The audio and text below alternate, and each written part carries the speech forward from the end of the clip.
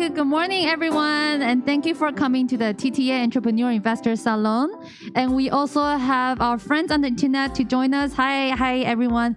Thank you so much. And my name is Kylie. I'll be the host for today. 欢迎大家来到这个创业家投资人沙龙。那我们在网络上也有一些网友们在网络上等待着我们。那因为防疫的关系，那我们今天就限缩我们的参与人数，那让大家可以尽量在网络上参与哦。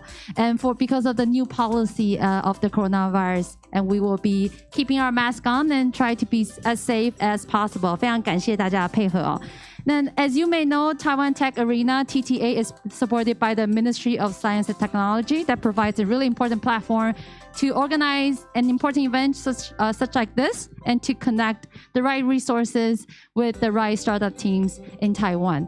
好，那今天非常高兴哦，我们邀请到很多我们的讲者哦，他们其实都是在海外非常有经验，不管是这个投资人或是企业家，那还有我们台湾这边学研单位很重要的来宾，跟我们一起来分享他们的经验呢。Today we have investors and we have entrepreneurs and we also have academic startups in Taiwan that will be sharing their really valuable experiences in the overseas market. 那在我们活动一开始 ，at the very beginning， 我们邀请到的是我们的长官科技部的司长许增如许司长，我们邀请许司长 ，Let's welcome Director General Andrea Shi from Ministry of Science and Technology. Okay, thank you, Kelly. Good morning, Kwang, Chris, Professor Yao, Professor Long, and ladies and gentlemen and friends online. I'm Andrea Shi, the Director General of Academia, Industrial Collaboration, and Science Power Affairs. Today, on behalf of MOST, Ministry of Science and Technology, I sincerely welcome you here, TTA, to join our Entrepreneurial Investor Salon. And TTA just as mentioned, Kelly, the TTA stands for Taiwan Tech Arena, supported by MOST. We want to provide a very brilliant entrepreneur ecosystem in Taiwan. So we set up this base. And in the past year, this year is also our third year anniversary. We are going to have anniversary activities. We thanks very efforts from my partners and colleagues, we made a lot of achievements. I have to mention two. The first one, we have this space. And this space, we want to provide very attractive resources around the world, also Taiwan, that the new startup may find their needed technology, fund or talents from this area. So we already have 7+1 accelerators right now from local and international. And you may find the space is fully occupied. We already incubate more than 430 startups right now. So we are going to expand the space in the east side. And hope in the following months, we will provide more space. And by the way, we are going to have a new base in south, near the Salon Station in Tainan in this year. So we hope by the end of the year, we may introduce the new base to you. And second achievement we have made is that we made a gateway to the international entrepreneur networks. So we have more than 40 partners around the world. So we have a lot of activities together that participate in the real events like CES, TechCrunch in the past years. So many partners and startups through the gateway to find their resources from the international community. And this year, we are very happy we have entrepreneur investor here in TTA right now, like Chris and Kwang. And they are from Silicon Valley with abundant experiences about startups and funds. So we hope that through them to linkage our resources, the resources from the overseas and the world. So today we have this event, and I think many speakers, their background is about biotechnology. So I hope every people join this event may feel beneficial and enjoy that.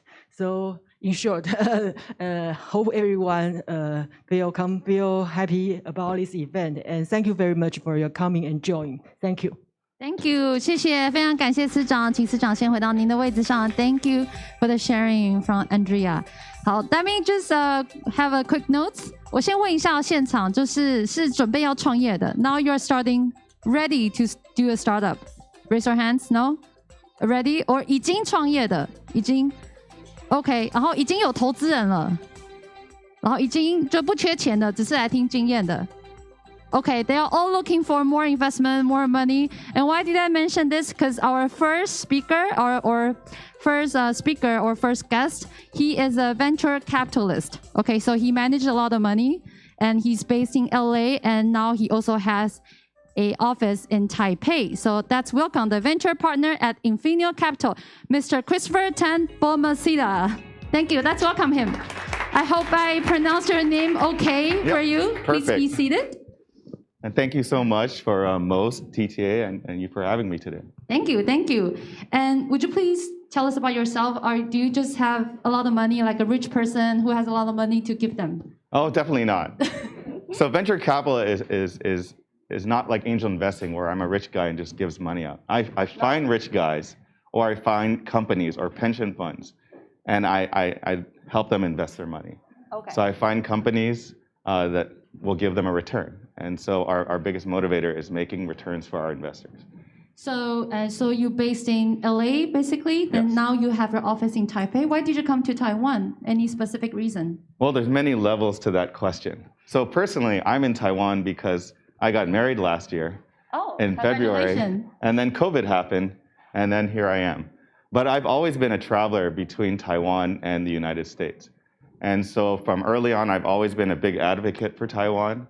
I participate in a lot of Taiwanese organizations, everything from Chao Wei Hui, Taiwan Huiguan, to like Taiwanese Film Festival, all these things. And I really wanted to do something even more impactful to help Taiwan. So the reason our company came here is because our whole thesis is to somehow help Taiwan or be a part of Taiwan getting into new markets and new industries and really utilizing the talent that's here. Things in high tech, silicon, semiconductor, and cost down, which are the specialties of Taiwan. So when you came to Taiwan, and since you said that you joined a lot of organizations, what do you think is the number one or the top things that you think that can be improved in Taiwan? In Taiwan. When it comes to companies? Yeah, company or startup teams. I would say that they really need to understand, the basics of product market fit. A lot of things that will work in Taiwan don't work in other countries. And it's not their fault because they don't know the market, but you need to understand the market. You're going to invest time, you're going to invest money, your family is going to suffer. Like, you need to know that this idea is going to work. And so I really strongly advise you spend a lot of time making sure your product market fits. For example, do you guys know what Target is? You mean like a supermarket? Yes. So basically. Target is one of the most successful stores in the United States. I mean, it's in every major city. It's killed Kmart. It's not killed Walmart, but it's much more popular in the cities than Walmart. And so they thought, we can use this model in Canada. Canada speaks English. Canada has pretty similar culture. They have the same television. So they thought, oh, Canadians are just like us. And by the way, I used to live in Canada, so I experienced this. Okay. They went there. So Target went to Canada. Yes. And within a year, they were bankrupt. They lost billions of dollars because you can't replicate your model in another country because you're not from that country. So they had very simple mistakes like, oh, we use pounds. They use kilograms. Yeah. And it destroyed their system because they just weren't used to it. And so if you don't know the local market, you're just walking into a minefield. You just don't know. And so if you want to go to another country, you better move there, live there, and understand it, or find a partner that you would trust with your family to help you do it. But that's the most challenging part, because they're all in Taiwan and we're stuck here because of the pandemic. Yes. Then how can they know the market they are looking for? How can they know somebody there? How can they find a partner? Any suggestion or any experience to share? So short of doing it yourself, because you trust yourself the most, of course, it's difficult to move there and it takes a while to know the culture. So either find someone who's done it in a similar industry, or find a partner that you can trust that knows it. Because you can't do it on your own. Yeah. You're just taking a risk. And are you willing to risk all you're building going after the wrong product or selling the wrong product? For example, Facebook. Yeah. I just heard this in another lecture that was here a few weeks ago. Who is the customer of Facebook? Anyone have any ideas? Who is the customer of Facebook? 脸书主要的客户是在哪里？ Taiwan, Southeast Asia? I mean, No? who makes the money? Oh, who makes the money? 所以是他们的客户吗？The client 在 Yes, pays yes. Facebook。所以 Facebook 主要的客户在哪里？不是用户，客户会付 Facebook 钱的，有没有？ Advertisers, yes. So what are people? What is my account? What is your account? What are those? We're just products. Okay. We're literally the product that Facebook sells. They sell our data. Yeah. And so if you don't really understand who your customer is, what your product is, and how it fits, you won't be successful. So 我来问一下好了。I want to ask questions from audience here. 所以刚刚这个 Chris 有讲到说，一定要想办法在你要去的市场找到伙伴嘛，你要找到可以信任人，你可能要在那里住，你要了解那里的文化。大家有遇到什么困难吗？这听起来蛮难的耶，有没有什么经验或问题想要问？ That sounds like a really, really difficult way to do it because people don't have the money to go to the market to know the culture or to find any specific or important or trustworthy partner. 有没有什么经验或是遇到的困难？机会难得，我们现在在这里就这几位，有人想问吗？没有，大家太害羞了。Okay, they're really shy, so it's really hard for them to find a partner. It's definitely Yeah. true. But you're taking a lot of time and energy and money to Yeah. do this. So there's LinkedIn. Do you guys know LinkedIn? Yes. Everyone should have a LinkedIn if you plan to go to Do Western people markets. still use LinkedIn right now? Oh yeah, it's Yeah. very important in the United States. LinkedIn 有吗？大家有吗？有。Do you guys use it all the time? Like check it online and yes, some people nod their heads, some people don't. Yeah, so you need to network with people that are in your industry or people that have done similar things as you, that have gone to different markets, and just ask them. You can't go in blind because your feeling doesn't mean anything to another market. Yeah. Look at, as I said, Target. Billions of dollars, still wrong. So 所以你自己的直觉在你要去的市场通常是完全没用的。来 ，Thank you.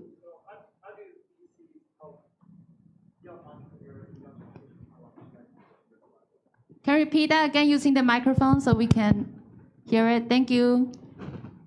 How do VCs or is it on? Okay. How do VCs or, for example, Infinio Capital help young companies start up here that connect to the market when they don't know the market, don't have connections into the U.S. market? okay, so the big importance of a VC, one of them is the relationships.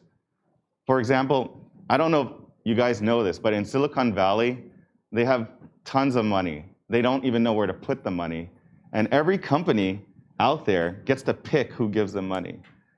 And the reason is, they know the local market. They're able to communicate directly because they're in the same time zone. And they're able to pick the company that they can leverage the best. So let's say, for example, our company, we specialize in the space industry. If you're a Taiwanese contractor, you make components. We can introduce you to NASA contractors. We can introduce you to SpaceX, to Boeing. You won't be able to do that here easily. And especially NASA's a government agency. They don't talk to foreign companies very easily. And so that's the importance of a good investor, a good VC. So whether it's angel investor, venture capital, or whatnot, you don't just take money out of nowhere. They need to be able to strategically help you. 所以有没有在做这个航太的 ？Any space technology teams? No, not here. Okay. So when you choose or select, companies or teams to invest, what kind of criteria that you are looking for, or their So- technology, or So this is going to be a very generic answer, Yeah. but it's very true. We always look at the person and the team. That's what matters the most. Because honestly, 99.9% of your ideas are not original. Like we've seen it. We get decks every day. What you're thinking of, 100 people are thinking of. so no matter how cool they think their idea is, it's not cool. No, it's not that it's not cool. It's hard to execute. For example, Elon Musk wants to send people to Mars. Super cool. Yeah. I'm sure before him, a lot of people want to go to Mars. But he's the only one that can execute it. And that's why no matter how much money he burns in rocket fuel, he can keep raising more money because people have confidence that he can do it. I mean, every rocket that explodes, that's a lot of money, but they're confident in him. And not everyone is Elon Musk. Yeah, most people are not Elon Musk. That's an extreme example, but we need to believe in you that you're going to work, 24/7, that you will motivate your team. Because in a startup, anyone here with a startup, there are moments when you just feel like things are not working out. You can see your runway, so the amount of money is depleting. You don't know if you can make your next payroll, and then you have an employee that has health problems, another one is going through family problems. It's very stressful, but you need to keep on motivating them. You need to keep them excited and hope. Because that's what kills a lot of startups, is the founder just doesn't maintain the hope and the ambitions and just motivate their team. And so it is very generic sounding, but it's all about the founder. It's always about the founder. And if his company doesn't work out and we have another team, maybe the founder is not as good, we can move him over to this company. Oh, you do that too? And kind of help them or put them together. Because that's the personality that's hard to find. But as a venture capitalist, how do you know this is the right person? Is it just gut feeling? Most of the time. I mean, you can just feel it. You know someone that has that factor. And it's not always true. Yeah, could you make any mistake? Of course. Oh, so in venture capital, most of our bets are wrong. Almost always. It's like 90%. But we're just looking for that 1 or 2 that goes right. But most of the time when someone feels wrong, they're wrong. So since you talked about a lot of things, they have personal issues like family issues. Do you have any specific experience that you'd like to share with our startup teams in Taiwan? Like how do you personally deal with that kind of issues? Within company? Yeah, within company. I mean, the least fun part and most stressful part of running companies that I've seen and experienced is your team. Because every founder wants to work on their project. They want to build, whatever they're building. They want to, reach their ambitions, but they work with people. And people, have lives, and everyone's lives is on a different path. Yeah. And so, without Because it sounds like they need to sacrifice a lot of things in order to, please you or impress you. Oh, it's not about pleasing me or impressing me. They need to just be motivated on their own.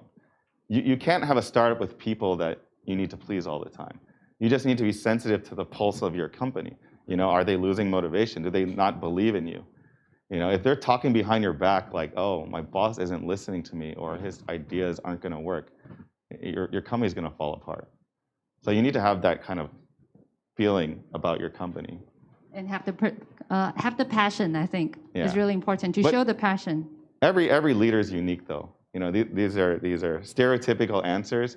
There are leaders. For example, Steve Jobs and Tim Cook couldn't be any more different. Steve Jobs leads like a tyrant. Like he doesn't care about your feelings. He just wants to move forward. Tim Cook is a more introverted, quieter person.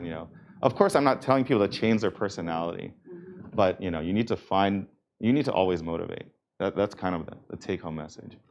And we also have a question from the friends on the internet, Albert. He asked that, in your point of view, what's the advantage of Taiwanese startups? Taiwanese startups? Yeah. I mean, it's the advantage of Taiwan. I always tell people, Switzerland, they make chocolate, they make clocks and watches, and decent cheese. Taiwan is really good at hardware, really good at precision manufacturing. Semiconductor, no one in the world is better than Taiwan, and cost down. So that's a good thing to cost down? Oh yeah. So one of our thesis for Infinio Capital is, what makes space so hard? Why are we reached the moon in 1969. Yeah. Think of the phone you had back then. Think of the technology you had back then. But they still reached the moon with like 4K of memory. Why is it so hard today? So why? It's not hard. We can reach the moon anytime if we have $1 trillion to spend. It's very expensive to go. And so right now, most companies and NASA in the United States, everything is domestically made. They're made with not the latest technologies. I feel like Taiwan could play a role in costing that down. And for example, if a computer costs $10 million, a laptop, you're not going to get a lot of people buying laptops. And you won't have a lot of people programming. And you won't have a lot of people innovating. What if you bring the cost of space down, where a medium or small size company can launch a satellite or get into the space industry, then you're going to have innovation. Then you're going to have a lot of new types of companies. And so I feel like Taiwan could enable commercialization of space. Just like SpaceX for launches. The launches went from $100 million to $5 million. That's enormous cost down. So what if we take that, bring it to Taiwan, maybe half, maybe a third, it's going to be cheaper. And at the same time, we build jobs for Taiwan. Yeah. All the engineers get jobs, and our hope is Taiwan becomes one of the centers of the supply chain for the space industry, just like TSMC, UMC is the world supply for semiconductor. So that's industry, space industry is something that you're specifically looking for in Taiwan right now? Yeah, space or related to space. An extreme example, if you're going to send someone to Mars, they're going to need food. They're going to need to extract resources. I don't know if people know this, but the Starship that SpaceX makes doesn't use rocket fuel. It uses methane because you can extract that from the moon. You can extract that from Mars. But you're going to need a company to design products to do that. You're going to need to monitor your health because there's no hospital on the moon. You're going to need a lot of things. Cybersecurity is a big issue. It's really limitless possibilities with space. But when you are looking for space or teams or industries, that sounds like an industry that doesn't see any return in the near future. So do you have to bear that risk, or it's fine for? So it seems like something that doesn't bring a lot of return because you don't see many rocket launches. Yeah. You don't see many satellites. 5G is probably going to be big. That's communication.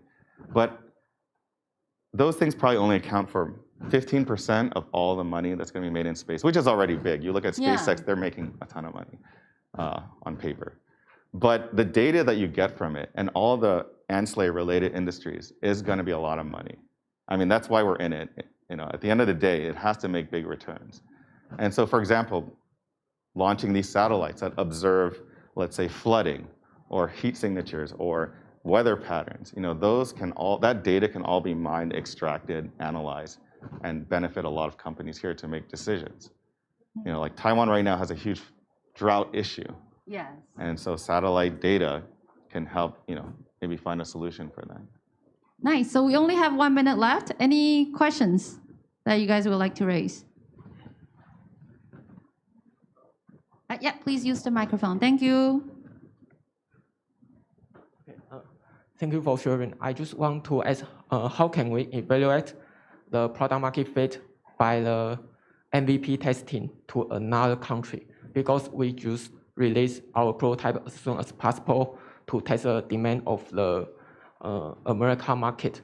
But it's really difficult to share what's the best moment or what the data can improve our product can be executed to the US market. Right now, we just search the deep kind of the information and review the data behavior of our product online, but we are not really landing the market in the USA market. Yes. Okay, so sure, I don't know much about your product, but usually if there's a market for it, you should see some business from that. You should definitely reach out to people in the industry and see what they think of your product or if it helps. You need to identify if the problem you're solving is being solved or if it's even a problem in, say, the United States. Because it might be you think this is a problem, but it's really not a problem for the people, for the customers. And so you need to reach out to them and be persistent.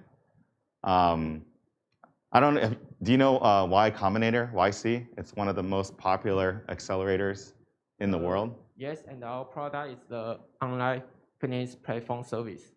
Okay. Yes, so we just see the there is very brisk market on the American. So we just want to face the American market in the beginning.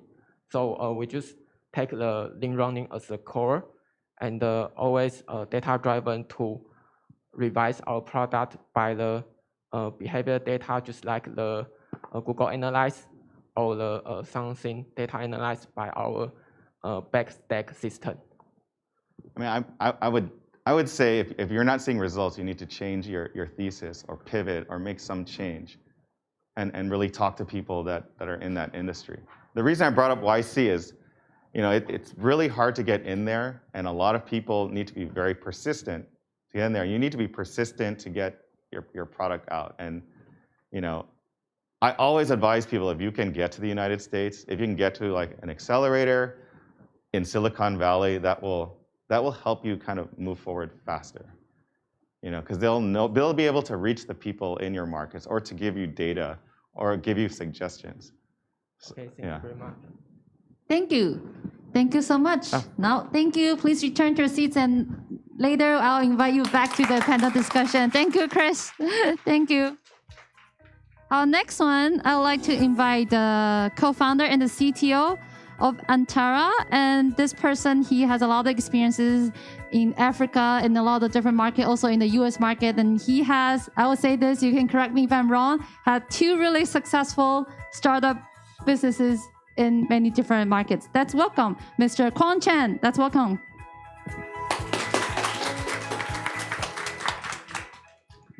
So was that right, that you have really important, successful experiences in both of the companies? I would never call myself important, but I would say that they've been really, really meaningful experiences for me, and hopefully for some of the customers that we've helped. And I have a question, because I saw you in the morning outside of this building. So Yeah. you were doing, is it like skateboarding or? Oh yeah, you saw me on my one wheel. Oh, no, Yeah, one wheel. it's a board with a big wheel in the middle, and you kind of have to balance on it. 是那个平衡的，有点像那个滑板那样，然后是电动的吧？你们知道我在说什么吗？知道。They're like, yeah, we don't care. Yeah, but it looks really, really cool. And then he was like, just right there, said, hi, Kylie, follow me. I was like, who is this person? So that's what you do? Like you exercise every day, or that's how you commute in Taipei? That's how I commute, but it's not exercise because I just have to stand there. Oh, so it's not difficult? I thought this is really difficult. You have to keep the balance. It has a gyroscope, so it balances a little bit for you. But yeah, you still have to keep balanced, and it is still a little bit dangerous. So that's why I wear the helmet and the wrist Have you guards. ever fell terribly in Taipei? No, not here yet. Okay, knock on wood. I'm not saying that once, you will, but actually, once. Nice. I was dodging a scooter who was making a very fast turn. So that's their fault, the scooter's fault. Obviously. Okay. So would you like to talk about your experiences and your background, and why did you come to Taipei or Taiwan? Sure. So I'll start with the last. My dear wife, Alice, is Taiwanese. I met her in college, and she is Taiwan's biggest fan. And so we've been coming every summer with our kids for, I would say, 3 out of the last 5 years. Oh, wow. And this time around, because of COVID, we found out about the Taiwan Gold Card program for entrepreneurs, and actually for just, I guess, people who want to come and work here.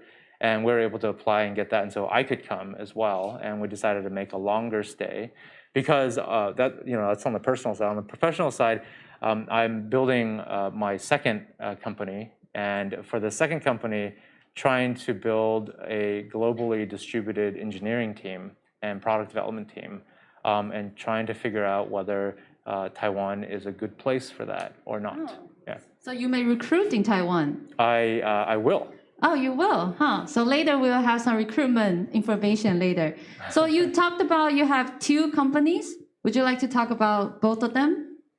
Sure. I mean, I can start from the beginning. I was originally born on the other side, and on the mainland, but I grew up in the U.S., grew up in the middle of the country, and then moved to the coast where I went to school. Yeah. After college, I did some research that led to a startup. Not mine, but I was the first employee. It was in the life sciences, where I learned a lot about how startups work. More like watching the movie and not, directing the movie. Okay. And then one day I read a book about a guy named Paul Farmer, and how he, as a doctor, started medical treatments in places in the world that couldn't afford those medical treatments, or for tuberculosis, for other diseases that were hard to treat, and that the world has considered not appropriate for poor people to treat. And And I was really inspired by that. And so I quit my job at the startup, and I applied to graduate school. I went to graduate school with kind of a desire to help global public health in underserved markets, and ended up doing a bunch of dissertation research in computer science in East Africa, various countries. And we invented a technology that could read human handwriting. And the whole idea was that in these health clinics in sub-Saharan Africa, there's a lot of handwriting and in forms that you would have to fill out a form to get healthcare. But they would never use the data in those forms to actually help people. They were just for reporting. What? And they would So put that's just for fun? Like nobody uses it? not for fun. The doctor but doesn't even check would, it? They would literally put them into bags and then put the bags on the shelves. For nothing, just leave it there. But not for nothing. They would actually shut down the clinic for 2 or 3 days a month. Nobody could see the doctor. And they would then tabulate so that they could send a report to the district, to the government. Right? Just for reporting, Just not for reporting. diagnostics. But the data was so valuable, and I figured if there was a way to read that data from the paper automatically, that we could make a difference. And so we ended up inventing probably the first deep learning approach to handwriting recognition. And I spent 7.5 years after I graduated with my PhD commercializing that. It turns out rural health clinics in Africa don't need this as much as they need to just go digital and use tablets and mobile phones. But very large insurance companies, hospitals, government agencies in the US had tons and tons of paper. And so I ended up running a company that sold this handwriting recognition AI to very large industry in the US. Oh, so you didn't make money in the East African countries, but in the US. We just got the idea from there. For 7 years, you just got the idea. No. I ran the company for 7.5 years. Oh, I see. Yeah. But did that make money in East African countries when you tried to run the project? We actually had a side program called captricity.org that tried to give away as much of the services for document recognition as much as we could afford to nonprofits and to kind of humanitarian organizations. And so we actually ended up helping all kinds of organizations with their data needs, but we made money from large corporations that have a bunch of money. I see. And then you switched to Antara Health? Is that how it works? Or? Yeah. About 7.5 years in, I started feeling that I was just really far from where I started, which is trying to help healthcare in a global setting instead of trying to help insurance companies save money, which is a worthy goal, yes. Right? But it was not the one for me. And so I left Captricity. It's since been acquired. And I actually took my family on a round-the-world trip for about 12 months where we just enjoyed fun employment and tried to find something that could be a little closer to where I started. And maybe this is relevant to the startups and entrepreneurs in the audience, which is you can't really find the problem that's worth solving by staying here. You'll only find problems that are worth solving here by staying here. And if you're gonna find something in another market, I'll say it more plain than Chris did, you have to go there. There's no other way, unless, of course, it's a very precise requirement and you're just trying to win on price, right? But that's not a very easy business to be in. Maybe for this island in particular, that's a good business. But in most places, that's not a great business model to just win on price, yeah? So if what you're trying to do is to directly get users, if you're trying to sell to lots and lots of different companies instead of maybe like one giant supplier for something and you're gonna make this widget better, you have to go there. And so for me, I felt like if I stayed in Silicon Valley, I would be working for some kind of AI Bitcoin startup doing something that I didn't care about. And so I got out of the country, and halfway through the trip in Cape Town, I met my co-founders, who each ran a company in Nairobi, Kenya. Oh, wow. How did you find this person? Well, Just on the trip that you just like randomly said, hey, do you want to start a company? It wasn't random. So during my graduate school, I spent a long time in Uganda, and just so happens that my housemate in Uganda became the head technologist at one of the largest HIV/AIDS programs in Western Kenya, and he knew somebody that was running a telemedicine company in Kenya, who was then talking to another person who was running a care coordination company also in Kenya. And they knew that I was traveling, trying to find the next thing. And so we got connected, but it wouldn't have worked unless we happened to both be in Cape Town at the same time. He was on vacation with his family, I was on vacation with mine, and we got to talking, and serendipity, we actually knew a lot of people in common. And then we took a weekend in Johannesburg where we kind of hashed out the idea for the company in about 48 hours. And so you made that decision in 48 hours. That's even faster than choosing a wife. At 48 hours, you found a partner. You know this is the right person. Sometimes it works like that. So it still works right now. Yeah. He's still your partner, right? Yeah, absolutely. So what does Antara do? So Antara is a virtual first primary care service for emerging markets. And what that means is we combine digital telemedicine, so accessing a doctor or a nurse on the phone, with care coordination, which is a kind of a concierge who makes your appointments for you, follows up after your appointment to make sure you understood what it was about. And we combine that with management of chronic conditions. And so the most common chronic conditions are on the rise all over the world. Like in a place like Kenya, 50% of people either have or are at risk of a condition like diabetes, hypertension, osteoarthritis, asthma, right? And these need to be managed outside of a hospital setting.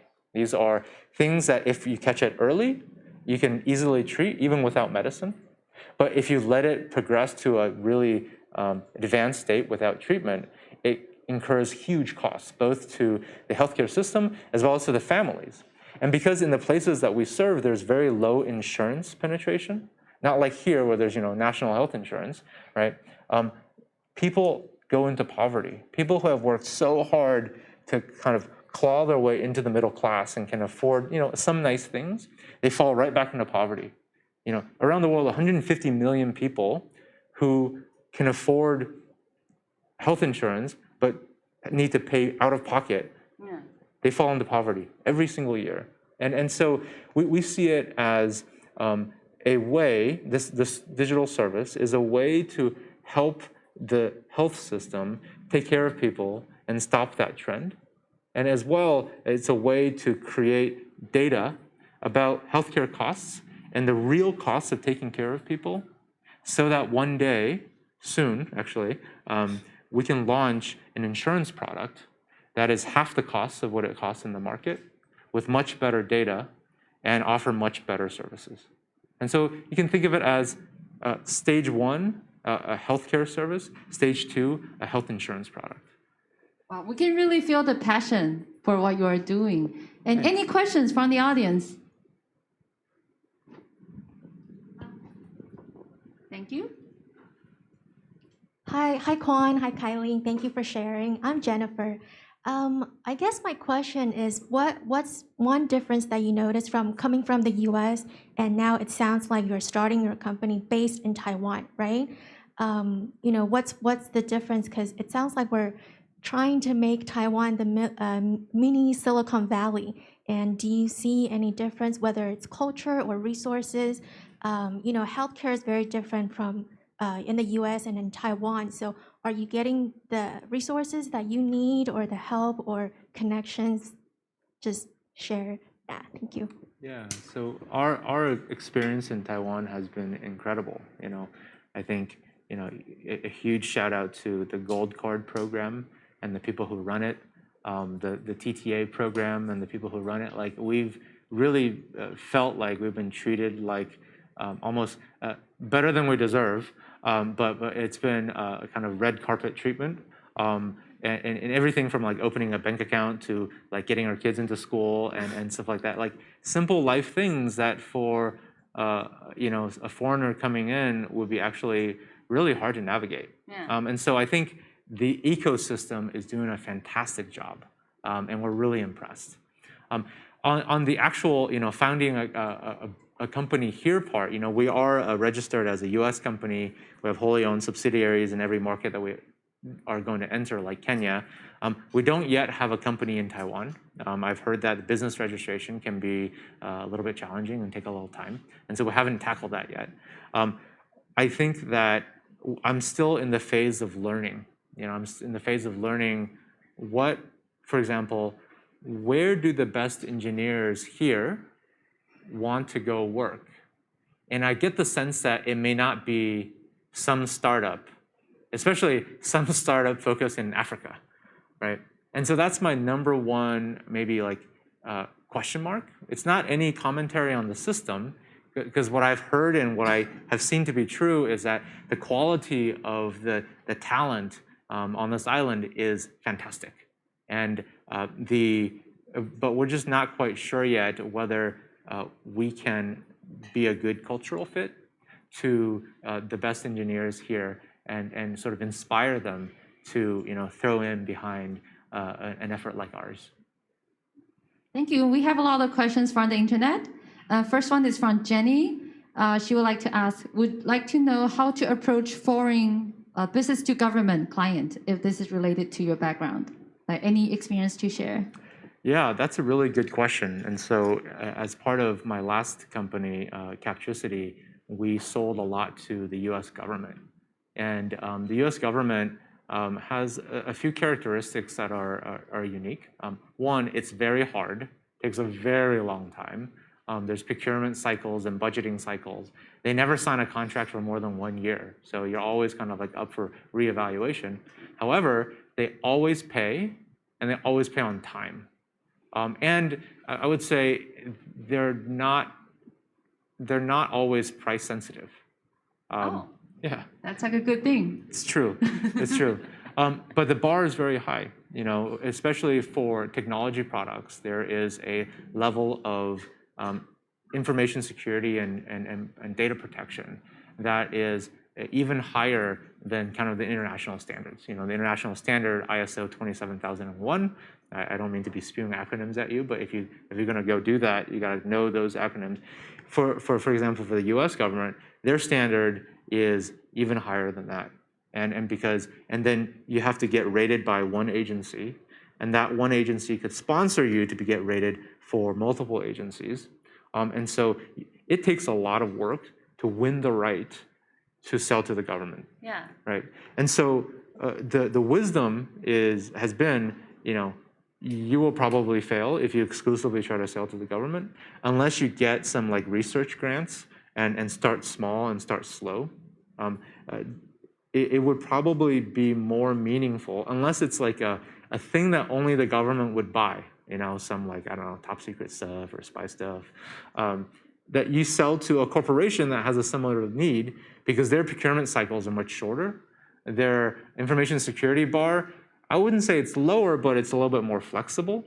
And so I think the question was asking about the U.S. government, but also maybe, I don't know if it's about like, other locations as well. Could be. Nice. Have you ever needed to like bribe yourself in to the government contract? You're gonna ask me live on the internet? Just curious, because sometimes you need to know. Like, it is a serious question. Yeah. So we, in the last company, no, of course not. In the current company, also no, of course not. But we did have to have a conversation, because in some countries, that's how business is done, right? And you have to like a heart-to-heart moment with your co-founders of whether, are we going to be the kind of company that has a government relationship budget? Or are we going to be the kind of company that does not have that budget, right? And we decided for the latter. And because of that decision, for specific reasons, the road will be harder.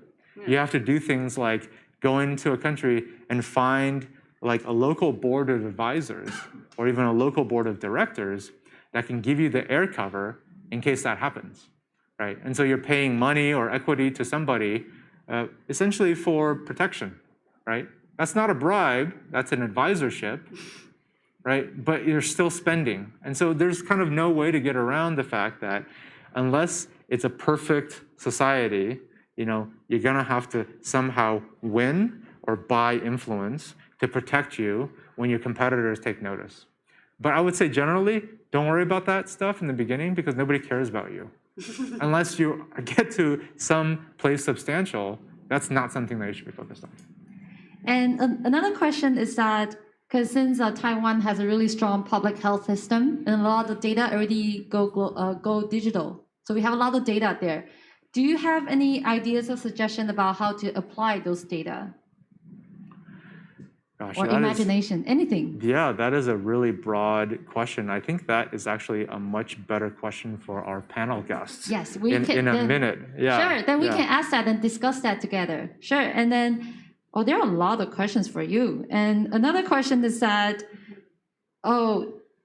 this person loves you, he thinks you're great. Okay, if I were a talented engineer, and how can they join you if you are recruiting in the future? What kind of people that you are looking for? Yeah, so please find me on LinkedIn, Kwong Chen. We're hiring. We're hiring engineers. We're hiring product manager. We're hiring a head of engineering. If you are so inspired to want to move to Kenya, there's even more roles there. Yeah, we just closed a round of funding and we're hiring like crazy. And if you're inspired to be on this journey with me, it's going to be really fun. So please find me and let's talk. Please find them, and both Chris and both Quan. And also, any suggestions for the startup in Taiwan who would like to have their business venture in the developing countries but still hesitate? Any advice for them? Yeah. Or if you're hesitate, just don't go. I feel like a startup, depending on how much money you raise, has like 1 or 2 shots in terms of what you think is going to be the first thing, and then hard pivot, what do you think is going to be the second thing? And maybe you can pivot again, probably not, okay? And so in that phase, if you want to go to a different country, you either have created a product that has product market fit in your own country, you're making money, and you can raise enough capital to go to that second country as like expansion capital, right? But you're already solid, so that you're not betting the whole business on that expansion, so that takes time, right? Or you just decide, that's my country. And unfortunately, it means you have to go to that country. You have to meet co-founders from that country who can explain it to you. You have to go and network, get mentors, get advisors who know about how things work, who actually care about you.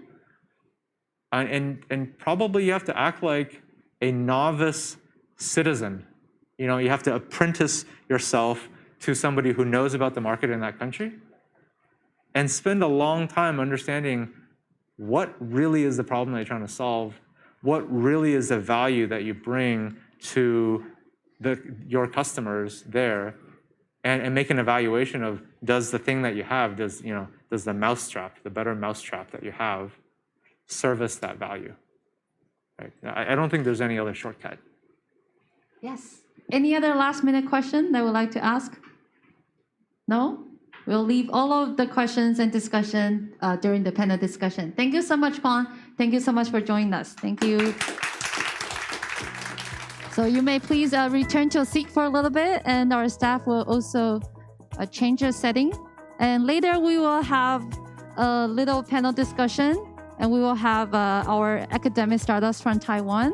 We will have 一手科技的执行长 the founder of 一手 Technology, Dr. Jim Long, 龙安静教授, and also the founder of Interware, 英特威创办人是姚宏宗教授 Dr. 姚宏宗. And later they will be joining our 2 guest speakers together, and we will have 4 people, or including me, 5 people discussion. Okay, thank you. 好，那我们准备好了，那我们就邀请这个龙教授、姚教授我们来到舞台上 and also Chris and Quan, and please come back up to the stage and please be seated. Over here. Oh, thank you. Okay, so now we have our screen back there. So I would like to invite Dr. Long. Dr. Long, would you like to tell us about your fantastic technology in your team? Yeah, sure. Hi, everybody. I'm Jim from ESOP Technology. Can you guys hear me well? Can you hear him? 可以吗？还可以。 Okay, yeah. ESOL technology has exclusive data access to a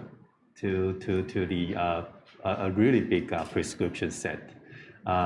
We just estimate the data. Now it's more than 4.5 billion of well-coded prescription encounter data made directly by physicians. So this is high quality of data. And with that exclusivity, we manage to tackle healthcare problems with good insight and good solutions. The first product sponsored by most, more than like 10 years, is MedGuard. MedGuard is dealing with medication error. That means we can detect sound-alike, look-alike errors such as acetaminophen, the painkiller, and acetazolamide, the glucose medication, which many hospitals, until now, they're still struggling with that problems. And with that, with the machine learning and massive data, we can reduce alert fatigue for physicians so that they have great acceptance rate. And we know really how to convince with doctors. Actually, doctors are our product, just like Facebook. So we sell our product to hospital, but physicians are our product. So we need to treat them very well. And by this year, we launched our second product, which deal with building error, DX Prime. So this product benchmark more than 1 million inpatient stays across US and Taiwan. And we provide best diagnosis suggestions, which provide hospitals with best cost performance of reimbursement. And the money is huge. It's like a multi-million of dollars per month per hospital, which price Taiwan is NTD and in US it's US dollars. So that's huge. So yeah, that's ESOL. So it sounds like your company is telling the doctors what to do. Is that acceptable by them? Do you have to like communicate with them and be nice, and how to communicate with them? I think doctors are not happy to have somebody tell them what to do. So you see, you can tell them what to do. So one very encouraging response from one physician is like, well, ESOL technologies, a few of the vendors, they feel that's not so bad. That's not so, annoying. Oh, okay. So that's already a really that's from you or from doctors? From doctors. Okay. Oh. So that means they really don't want to be bugged. They just want to go home as early as possible. They don't care about all those administrative stuffs. So whatever we do is always trying to save them times, but still doing a good thing for hospitals. So do you already have orders in different markets? Yeah. Just in Taiwan? So we have orders and we invoice and we get cash already in US market and as well as in Taiwan. Oh, just US and Taiwan? Now we only have US and Taiwan. Oh, US and Taiwan. So since our speaker just said that if you want to explore the market, you have to go there. So do you have a partner in the US, or did you personally go there? So we have 4 co-founders. Now only myself is in Taiwan. And I plan to visit like June. So I need to fly back and forth. And so I totally agree. I totally agree. We really need to be in that market. Or that, we just cannot, do the job well. Oh, okay. So I'll ask more questions about your experience in the market. And now I'd like to give the floor to Dr. Yao. Would you like to tell us about your team? Yes, good morning, Kelly and everyone. Underwear is a company we founded in 2014. But actually before that, around maybe year 2000, we began to look into digital dentistry because the digital dentistry was utilizing all the automation technologies, like computer-aided design manufacturing, CNC, 3D printing technologies that we already applied to industry prior to that. So in the year 2005, when we look into this, we found that we should have some possibility of getting into this area. And we began cooking those products, including scanners, software to do crown design, and also implant planning, orthodontic setup, things like that. Finally, we came up with what we call total solution, digital total dental solution. And all of a sudden, after 5 years of cooking, we found out that actually we're probably the leading company of providing such dental total solution in whole Asia. And that's why later on, company actually is already a big company, CT company in Korea, found us. And then they actually want to buy, just purchase out. Like the whole thing? Yeah, buy the whole thing. Did you buy or sell? $10 million US dollars. But Woo. we said we would like to do actually phase 2 and phase 3. We still have bigger dreams. So we didn't want to sell. But they still insist that they at least need to have some part of it so they'll feel comfortable using our solutions for their own products worldwide. We said, fine. So eventually, we gave out 30% for $3 million US dollars. So you're playing hard to catch. Yeah, kind of. But actually, that's the reason. The reason is because we have phase 2, which is the next page, about we would like to really get into not only providing solutions, products, but we would like to have everybody, whole world, to utilize this solution, okay? So that's why the global business picture is like this, that we're going to use a web page type of cloud-based digital platform to allow everybody to access to our solution worldwide. Starting from the United States, of course, which is the largest market, which has 3 million crowns to make every month. And also, nowadays, we have customers even from Latin America and also Europe, not to mention Asia, including Japan and Korea, and also China. So the second phase, we would like to increase this business scope so that everybody can use our system to do crown design, implant planning, implant setup, orthodontic setup as well. And all this, actually, they're sending cases to us. Imagine they suppose we're using a lot of labor costs to do this type of work. But in fact, at the back end, actually, we're using AI technology to design every single crown, which is unique. Nobody's having the same crown or teeth. But this technology of using AI engine to run this actually reduce the costs and increase the profits for us. So the second phase, actually, we definitely will be able to achieve perhaps even 10 times bigger than the first phase. And then actually we have a third phase. We would like to actually cooperate with our partners in North America to perhaps open digital clinics, chain clinics, throughout the North America area. We transfer technology to partners in North America, Georgia, Atlanta, and also Toronto, Canada. They are now already, after transferring technology, already become the largest milling centers in East America and North Canada. So later on, when we try to open maybe digital clinics with them, of course, we need some money, perhaps from Chris. So then we can buy maybe. Kwon has money too, also, both of them. So we'll be able to do a lot of, transformation from the old school of dental clinics to the modern digitalized dental clinics. In my words in Taiwan, my terms in Taiwan, it's kind of like transforming the drugstore to 7-Eleven or family, running the same type of, but higher end digital business. So basically, that's what we're planning to do for the second phase. Okay, Yeah, go back thank to you. I'm just really curious. Chris, have you ever met any startup teams or entrepreneurs who just didn't want to sell you their companies?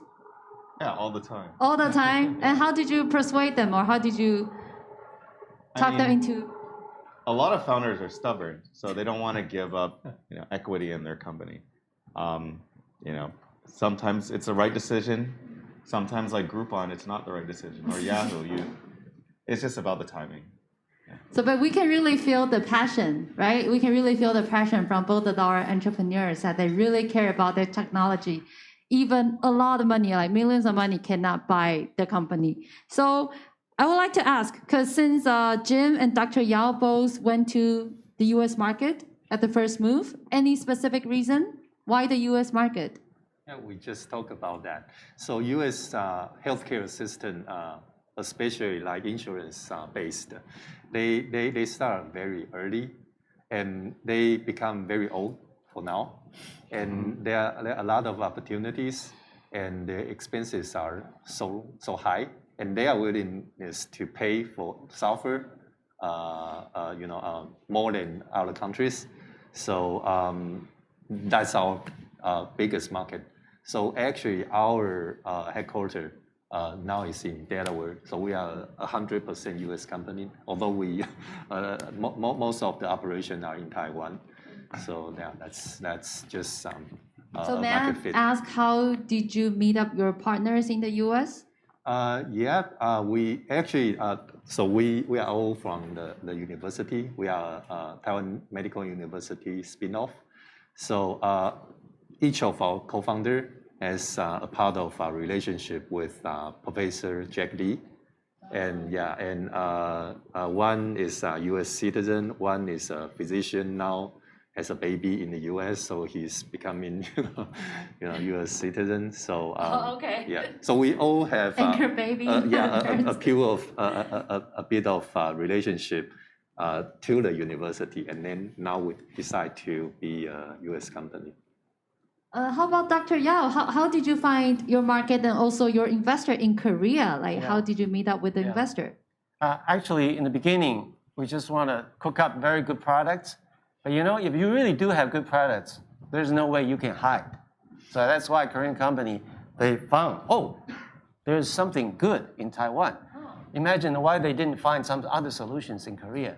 Because we're actually doing something that these other companies in Korea don't have. But like you said, the most important thing is that you cannot just have a product, you have to have market. So no doubt, US is still one of the largest markets, or more successful, or more mature markets, whole world. And just give you one example. In the United States alone, each month, there's going to be like 3 million crowns to be made digitally, okay? And then the question is, who's going to make it? Because nowadays, all the so-called dental technicians, they're getting very old.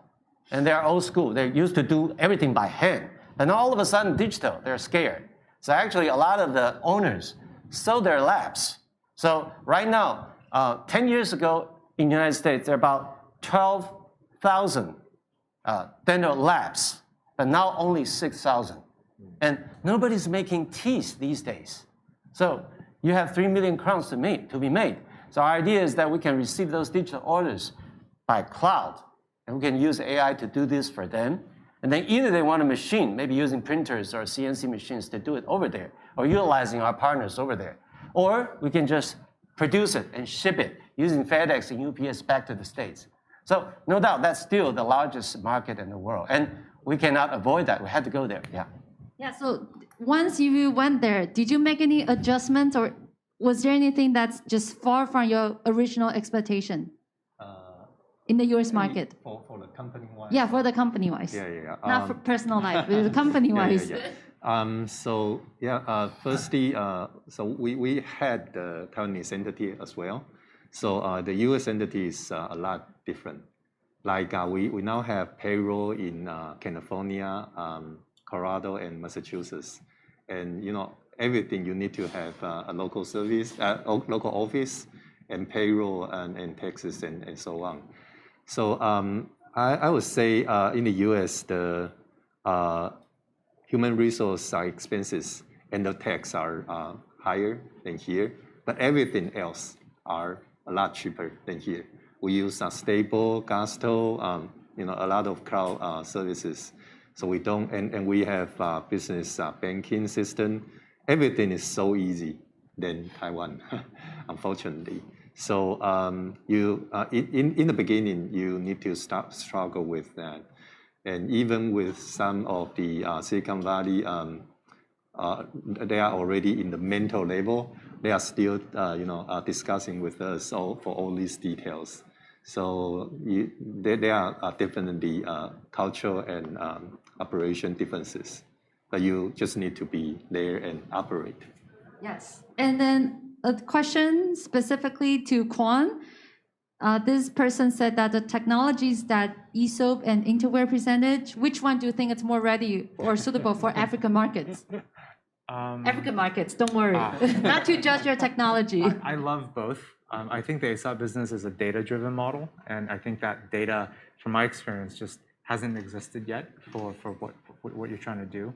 I think the pivot from sort of clinical error to billing error is classic, and that is actually that is a market in many African economies right now. But I think what I see the dental product, right, is it is in my mind the best example of personalized medicine that I can think of. I mean, there's a lot of hype and talk about personalized medicine. This is so practical. Everybody has teeth. Everybody's gonna get a crown, and it's so pervasive. It's also the closest thing to like a Star Trek, replicator. Like, give me a cup of Earl Grey hot, right? Like you literally can take an X-ray of your teeth, send it to them. The algorithm tells you what does the thing look like, and you have a 3D printer right in front of you, printing out a tooth that can be put into your body, right? Like, how's that for awesome? And so I think that has commercial application everywhere in the world. And Chris, do you have anything to add, or do they have the right personality you're looking for, like venture capitalists? They both seem very excited. I mean, I even see a lot of other possibilities for the tooth. Like, you could do hearing aids. Exactly. You can do a lot of other custom, medicine type of devices. Actually, thank you, Chris, for saying that, because actually we can apply the same technology not just to dental, but the whole body, starting from medical imaging, from 2D to 3D, applying that to do diagnosis, and then to do treatment planning as well, and use navigation or surgical guide to help the surgery process. And at the end, you put the 3D printed implants, customized implants into the body, like a bone or whatever. So we feel like the core technology actually can be expanded to all. But also we'd like to thank Kwang, because from what I heard from you, you're not just doing business, you actually try to help people, particularly in our medical area, right? So one of the things we actually wanted to do is that, because in Jiayi, where we came from, we have hospital, Christian hospital. They send doctors every week to the mountaintop, Alishan, to help those, native people, trying to give them food, providing lunchbox every week or something like that. But I said to them, hey, if you give a few lunchbox to some people who don't have teeth, what good is it, right? So if you next time bring a scanner together, going to the mountain to scan those people's teeth, and come back next week, we're going to provide also teeth, because we can do the printing together with the lunchbox back to the people so that they can eat. Think about this: if those people, they can regain their health through good nutrition, because now they have teeth, how much the government can save on those government insurance policy, because those 慢性病, those type of illness can be, kind of reduced significantly because you have good set of teeth. I just want to point out, like, one thing I really enjoy listening to them is they're very passionate about what they do, and I know what they do. Like, very simple, like he was saying, I save doctors time. Like, a lot of teams I see here, after 20, 30 minutes, I still don't know what they do. It's quite common, and why I should care. And like, VC needs to know exactly what you do within the first 2 minutes, and they need to know why they should care about what you're doing. So, like, this is a great example. I want to add one point. The university spin-off is just like what we are doing. We have great technology. Sometimes maybe the first few products are not good enough for product market fit, but because of the asset, the IPs, we can change easier to fit to the market. That's also the core competence of the startups from the university. So is there not a lot of resources in the universities to help the academic or labs to try to go to the market? Is there any ecosystem doing that right now? Yeah. Just like the MOST sponsor a lot of projects. So I would say for startup in Taiwan and in the US, a little bit different is For US, they sponsor more from like SBIR, that kind of grant directly to the company. But in Taiwan, we have really good grant for bridging from the university to the spin-off. And that one is good. Although a lot of different culture and rules are still changing, but I would say that to me seems more like a seed money than a grant. So that's really good to bridging the gap from 0 to 1.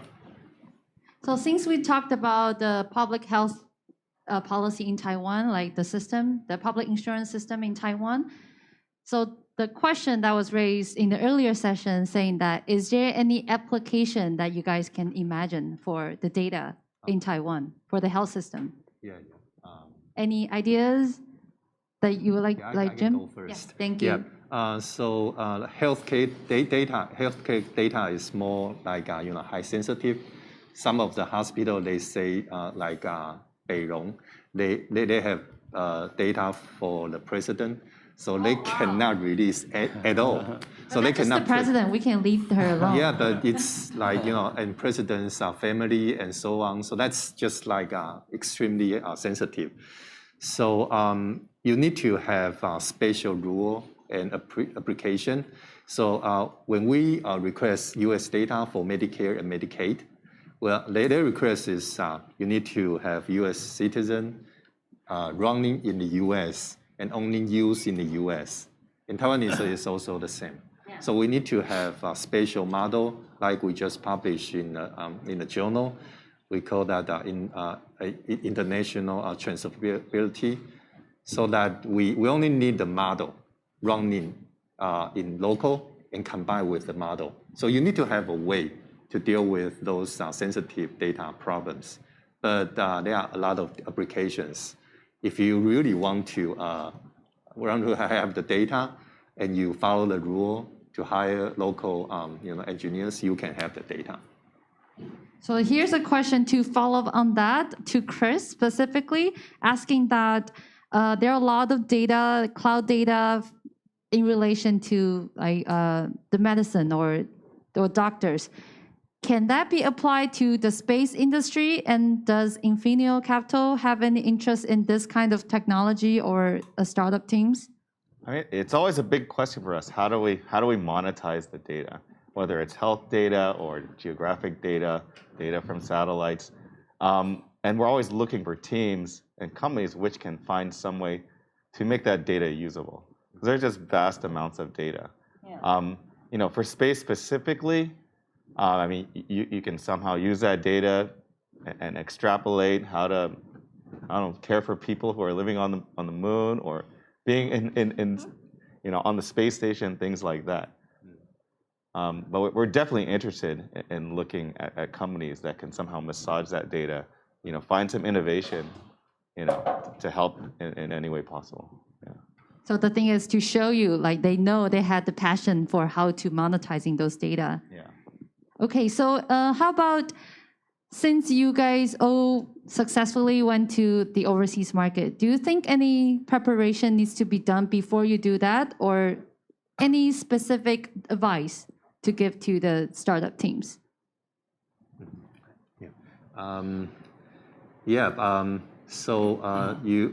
We didn't really manage really well for the payroll system in the U.S.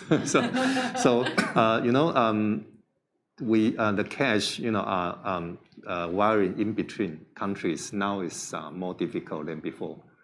So the wrong way, even you have enough cash, but you still cannot do anything. Just wire that because you will get fined or you will get So I would say if I redo again for a mistake I made last year, we got a fine for $10,000 in the U.S. So I would try to manage and ask for advice for like accounting people earlier so that we can manage that well.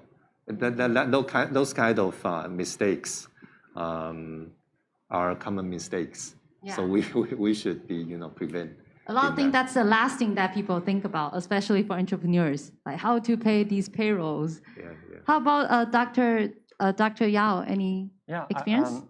I think, first of all, I agree that I think the most important thing is that you have to know the market needs. What are the needs? And what are the needs? How can they be related to the technology you have? Okay, and then try to make good product, because good product itself can attract good business.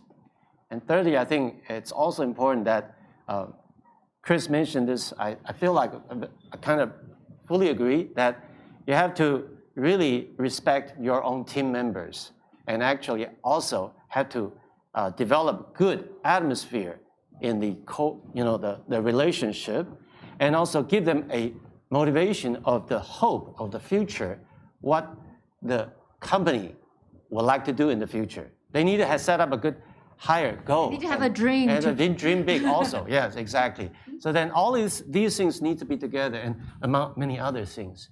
It's not easy. Just like Chris says, a lot of companies in Silicon Valley, they fail. But failure is never a bad thing. You always stand up after failure, and then you accumulate your experiences, and then going back to the field again. Yeah. Just do it fast. Just do it. Yeah. Yeah. If you're gonna fail very fast. Right. Oh yeah. And go on to the next thing. Yeah. How do you think you can keep motivating your teammates? I'll answer that in a second, but I Yes. do want to say, like if you're going to the U.S., I think you have to figure out first and foremost: are you the company that is a technology looking to become a product or a solution, or are you a product or solution looking for distribution? Right, and so the dental solution is a solution that is well understood, looking for distribution, and there's many different ways and many positions you can take in the value chain of whether you're going to OEM this, or are you going to license it, or are you going to just go and build clinics, right? Most amount of value in building clinics, but also the most capital intensive. And so once you figure out your two categorization, then I think you can figure out what kind of talent do you have to bring on to help you with that.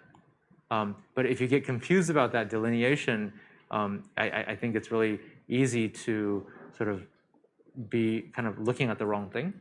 So that's maybe one important thing I would add to the conversation. And yes, anything to add? Yeah, I want to echo that. Yeah, so we just signed a contract with Big Brother, which is the biggest medication safety organization in the U.S. And everybody, every mentor, talk to us, want us to reject that deal because they want the 5-year exclusivity for one product. Yeah, although they say they will at least get us like 1,000 hospitals in a few years, but they still suggest us to reject. So these are actually difficult questions to answer. You don't know which thing is right. You want to start from yourself, or you want the Big Brother. So I think there's no right or wrong answer for that. Because like Chris said, if you fail, then you fail fast and you stand up and let's move to the next stop, because you never know. There's no parallel universe that will tell you what will happen otherwise. One thing I wanted to add to his comment was, things like payroll and the things you don't know, like there are a lot of things you're not going to know. You don't know every facet of running a company, HR, payroll, taxes. Don't focus energy on that, because that's not building a company. That's literally, you find an employee or a partner that knows how to do that, or you outsource it, because it's so much time consuming, and it's not building a company. So yeah, don't waste your time on that. Outsource or find someone else to do it. Anything to add? I would add that this idea of asking for advice and being specific about the advice that you want is really useful. Like for example, if you would have asked me when you were trying to sign that competitive agreement, like I just had to deal with that same thing. And there's certain ways that you negotiate against the exclusivity request. But like the specificity of that question makes me want to talk. Makes me want to get on the phone and just like hash out the details And what often happens in these sittings is that there's some really broad questions that are hard to answer, and also the answer doesn't bring a lot of value because I'm not really sure that that's what you want. And so finding mentors and advisors that are like in the same space as you, maybe 2 years ahead, and asking really specific questions, I think you'll find that people like us love to talk, especially if it's about ourselves. And we'll be more than happy to answer questions. And then that's the thing, the key is to keep talking to people. Sometimes it's hard for people to like openly to talk about, ask questions all the time, but we need to keep talking. 所以如果大家有什么问题的话，欢迎可以直接举手，让我们知道哈。So, Dr. Yao just said that you need to keep motivating your team. Any experience to share? Like, because it would be really hard, especially the journey could be really long and people just lose faith. Any ideas that you like to share? How to keep motivating your teammates? Yeah, I read a book, so this is not my own idea, but you know, it talked about how in a team culture you have to sort of always give your team a little bit of dopamine, a little bit of serotonin, a little bit of like, you know, I forget the last one, but like excitement, right? And the idea is that like the dopamine, like when you see your likes on Facebook, when you check off that item on your checkoff list, right? There's a little bit of like, I got something done, got something done. Your team needs to feel that on a daily basis they are equipped to get at least even small things done on a regular basis. That's important, right? They also need to feel this sort of the serotonin. They need to feel the love, right? They may not come from you, but if in your one-on-ones, if you can create a culture where they just like coming to work because it's around people where they feel that love, then that's really important. And then once in a while, especially with the CEO, you have to make your little inspirational speeches. You know, like if it were on my LinkedIn profile, I would say I'm the maker of very short inspirational speeches very occasionally. And that needs to happen. You have to have a higher calling. You have to repeat that higher calling more often than you care to until you get bored with it. And you have to do it some more. Because that's the only way you can remind everyone that that's why you're here. And so if you have those three elements, I think, you know, you're probably doing pretty good. Any other questions from the audience? Hi, thank you for sharing. And this question is specifically for Dr. Jim and Dr. Yao. The question in short is, what do you look for in an investor? Chris mentioned earlier on when a venture capitalist, when they're looking for a startup to invest, it's, you know, the PMF and the team. And then Quan said, you know, he was deciding whether to go with the government or not. So, you know, what do you personally in this industry, what do you look for in an investor? Thank you. Okay, let me go first. Actually, looking for investor, yes. For example, if we really want to build up a, you know, clinic chain in the United States, that's going to need a lot of money. But instead of perhaps just go to VC alone, there could be another possibility to find maybe some other big company or in this area, in this industry, who finds that your solution matches with what they need for the markets. So actually, as a matter of fact, recently we were talking to one of the very large dental company, their implant company, the largest. They are actually very interested in our solution, but we actually want to persuade them about this possibility, what we would like to do, say, creating chain clinics, digital high-end chain clinics, starting from the United States and then maybe to Europe or other countries. And so this kind of thing, if the latter one, the second one, they really want to do this, I think I would go for this kind of a, you know, merge or a partnership, rather than just finding money alone, because money is good, that we can do something, of course, always you need resources. But if you can find a strategic partner, not only wants to give you money, but also your business matches with his business, and then 1 + 1 more than 2, going to the market strong together, finish strong in the business, and I think that would be even better. Yeah, that's my two pennies. Yeah. So the best scenario would be finding a good partner, and they are not potentially your competitors. So like a few of big electronic CMS vendors, they are coming into the digital healthcare industry. And so we don't really want to be brought by them and then just disappear. And if like investors have footprint in Silicon Valley and Taiwan, that would be also a good choice because now we are operation in Taiwan and also we are 100% Delaware company. And if we, finding investors are not so always easy, especially in earlier stage.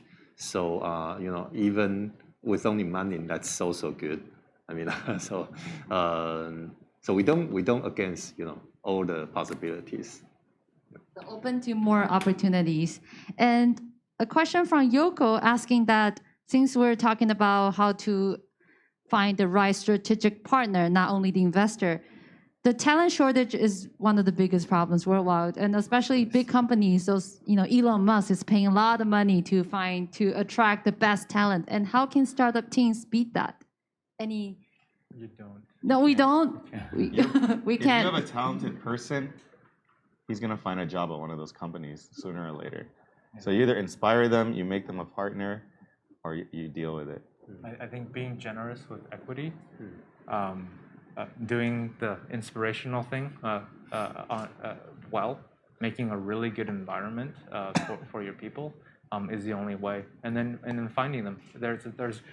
I think especially because of COVID, the ability to build a remote distributed team around the world is greater. It just means a lot of work in recruiting and sourcing and screening, but you can find people who will join for the right amount of money and don't have to pay Silicon Valley salaries for your team. I think a lot of nonprofit organizations also have highly talented people because you have to share your higher calling. Like I said, higher calling. One of the motivations is to let them know that they do something is out of their hearts, and they know that they even want to sacrifice to achieve that goal. That's not easy, I know, but some of the nonprofit organizations, they're actually doing this type of work and very successful. So we have people from Google, the Google PM, and also through Skydeck, we have also people from Berkeley. So I think salary is always not what they are approaching. Equality is always the best thing. So the first thing they are asking is about how much stock option they can get compared to their salary. So we at least need to be a little bit more than that, like 50% of your salary or more. So that's all about that because you never can compete with those giant companies for salary. And there are people that they've been at Google or Facebook a long time, and people in Silicon Valley, especially millennials, they get that entrepreneurial startup itch. And even the early employees at Facebook and Google were not paid well. So you need to find those people that are ready to do something new with their life, or get them right out of school. My son is in Google, and he told me that he has a lot of co-workers. After 2 or 3 years in Google or Facebook, they got bored, and they want to find some startup who really has a vision and has a higher goal, and they will go for those kind of work, and then also increase their new experiences in other areas. So I think there's always a chance. Not necessarily people will always want to go to like a Google, Facebook, or Amazon, this type of big companies. Have you ever tried to recruit your son to your company? I let him decide himself. If he wants to go, then he might have the opportunity. No doubt, yes. Nice. So there's another question asking that since both of your companies are health tech companies, so do you think COVID-19, the pandemic, will have any influence, more market, more opportunity, or less? Well, definitely, very positive, influence. So at least Taiwanese-based company is being seen as good companies, not like before. And when we say that, our data are part of the data are from Taiwan. Now they feel very comfortable. So yeah, definitely, we have very good positive influence. Yeah. I think, of course, always good and bad, pros and cons, chances, opportunities, always.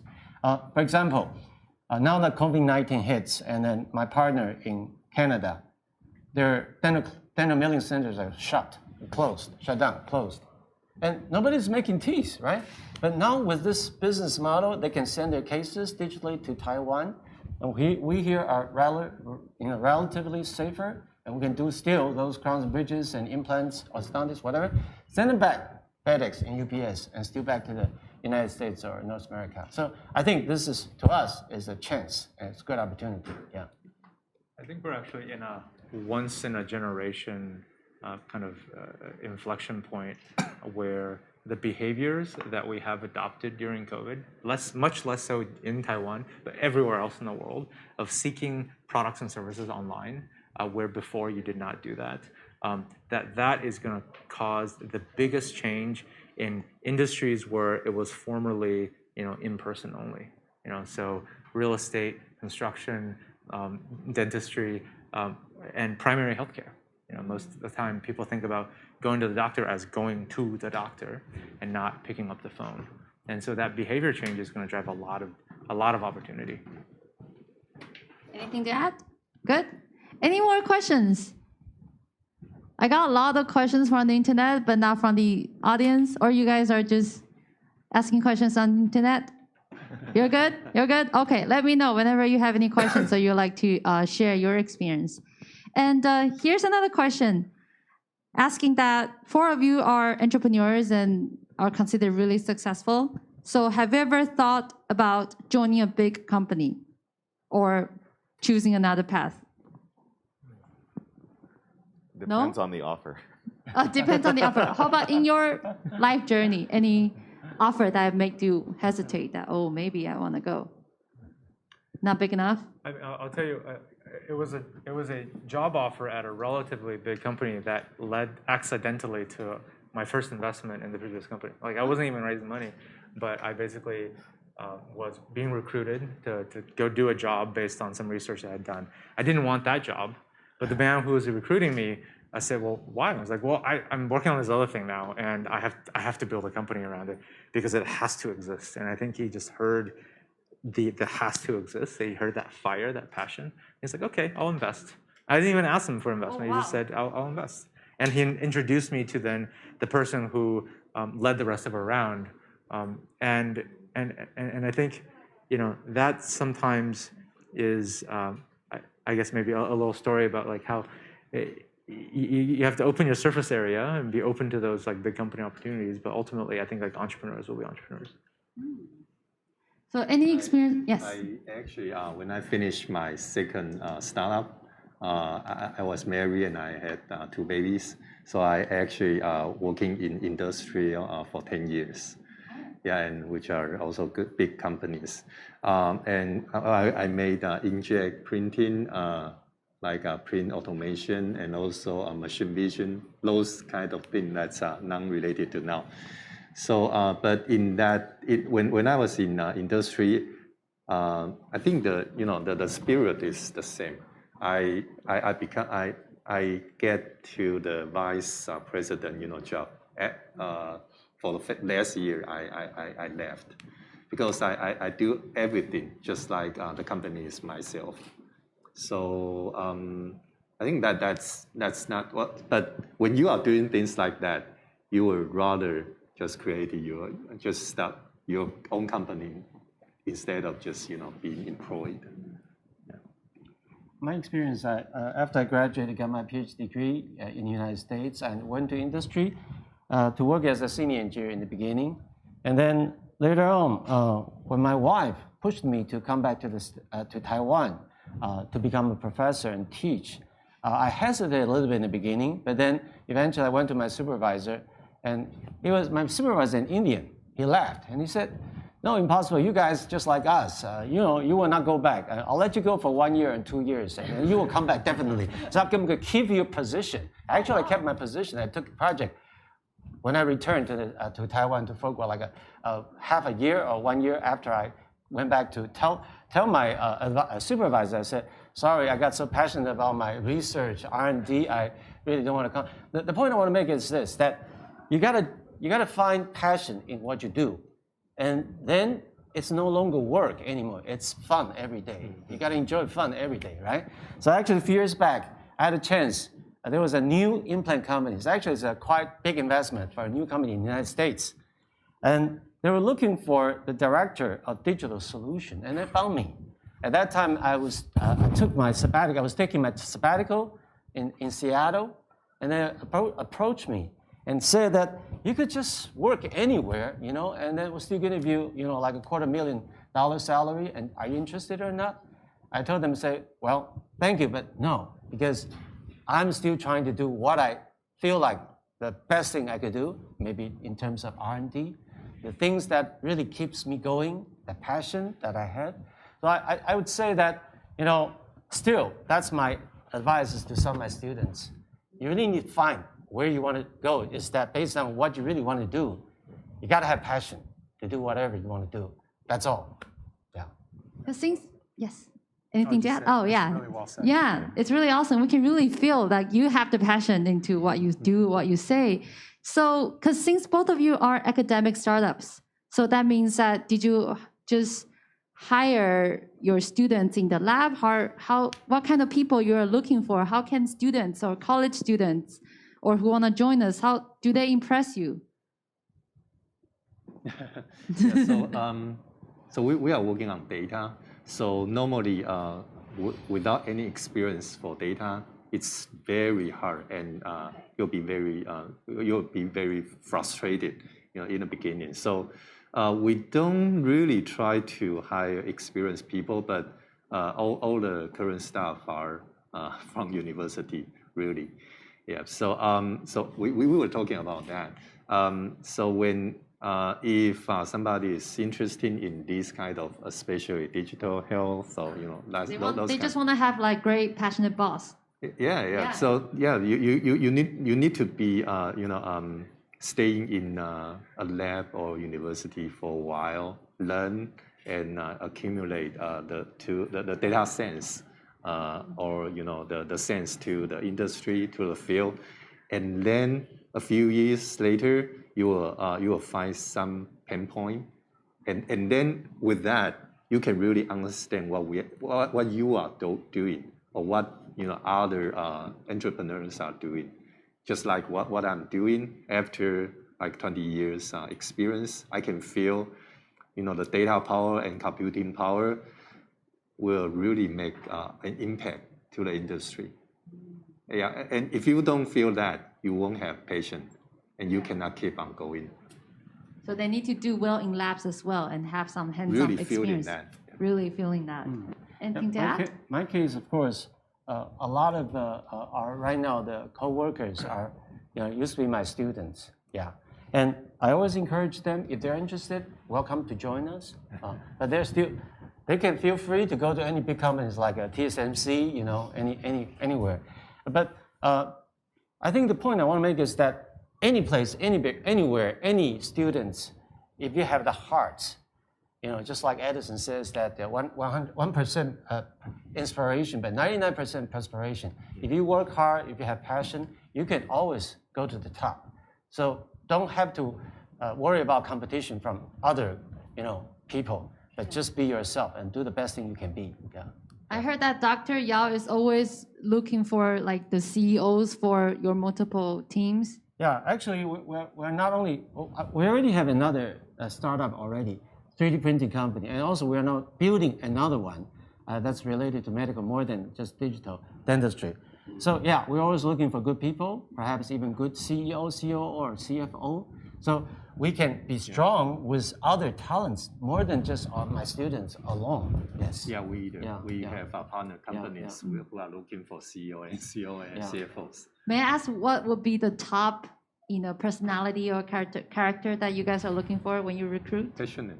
Passion? Like the first thing, passion? Yeah. Oh, okay. Passion, you guys. Any questions? Can somebody hand her the microphone? Thank you.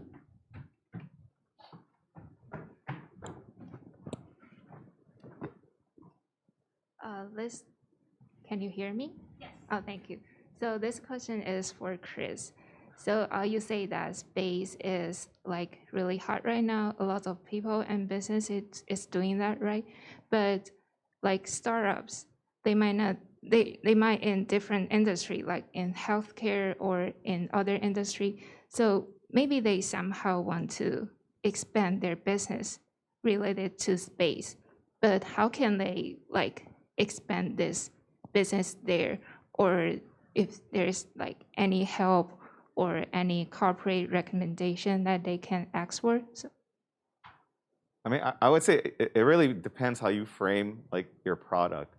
For example, there are companies that made, let's say, they machine parts for, appliances or a tractor, and then you improve your machining, and before long you could probably make something for aerospace, get more experience, get it for space. It could be something really far. You make games. I'm sure on the space station it gets pretty boring at times. You need some games. You just have to frame things the right way to apply it. And I truly believe, space-enabled and space-related technologies can go into almost everything. And then the stuff that you will use on the moon, the stuff that you use on Mars is also applicable, right here on the planet. So yeah, I think the options, the possibilities are endless, as they say.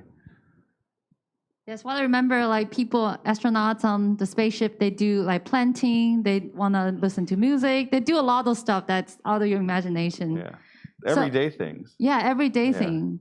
One thing I wanted to add on top of what they're saying, I do encourage people who are fresh out of school to get some experience before they found a company. I do see a lot of people with no experience and like, oh, I want to be a boss, I want to start something, but get some experience first, because experience, working for someone else will save you time, and it'll give you won't make the mistakes they made, and you'll have some insight into how markets work, how to build a product. If you have no framework, you're going to make a lot of mistakes. So, learn at someone else's company before you start your own. So I would like to add also, it's not just only passion, but you have to have some core technology. Yeah. You got to learn something, creating experiences to work with other companies as well.